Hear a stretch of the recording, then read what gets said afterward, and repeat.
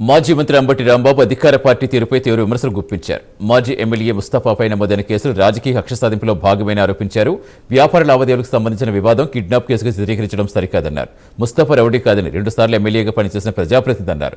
ముద్రగడ సంతాప సభలో తాను టీడీపీ నేత బొండోమో పక్కపక్కనే కూర్చోవడం వివాదాస్పదం చేయడం తగదన్న అంబటి రాంబాబు చంద్రబాబు ఇతర రాజకీయ నాయకులతో కలిసి కూర్చోవడం తప్పు కాదా అని నిలదీశారు.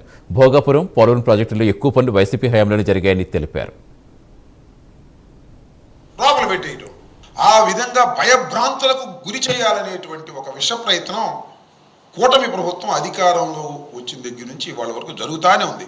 కక్ష ఉంటే మా మీద ఈ విధంగా వ్యాపారంలో ఉన్నటువంటి ఒక చిన్న లావాదేవీలకు సంబంధించిన అంశంలో మీరు కిడ్నాప్ కేసులు పెట్టి, ఎక్స్ట్రాషన్ పెట్టి మమ్మల్ని ఏదో బెదిరించి ముస్తఫాని చేయాలనేటువంటి ప్రయత్నం అన్యాయం కదా నేను అడుగుతా ఉన్నా.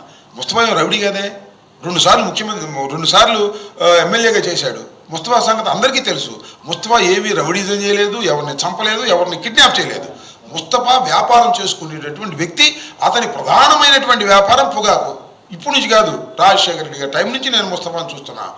తాడికొండలో నుంచి తాడికొండ సర్పంచ్గా ఉన్నాడు. అక్కడ సర్పంచ్గా ఉండి తర్వాత ఇక్కడికి వచ్చి కాంగ్రెస్ పార్టీలో, తర్వాత వైఎస్ఆర్ కాంగ్రెస్ పార్టీలో గుంటూరు 1 నుంచి 2 సార్లు దిగ్విజయంగా గెలిచినటువంటి వ్యక్తి. ఏదో ముద్రగడ పద్మనాభం గారి సంతాప సభలో పక్కపక్కన కూర్చున్నాం. అది మన రాష్ట్ర ముఖ్యమంత్రి చంద్రబాబు నాయుడు గారికి అది కడుపులో కాలింది. ఆ బోండామని పిలిచి మాట్లాడుకున్నారు, వాళ్ళే ఎగ్జిస్ట్ అయ్యారు. అందువల్ల చంద్రబాబు నాయుడు గారు మాత్రం ఎవరితో అయినా కలవచ్చు, ఎవరి పక్కనైనా కూర్చోవచ్చు, కానీ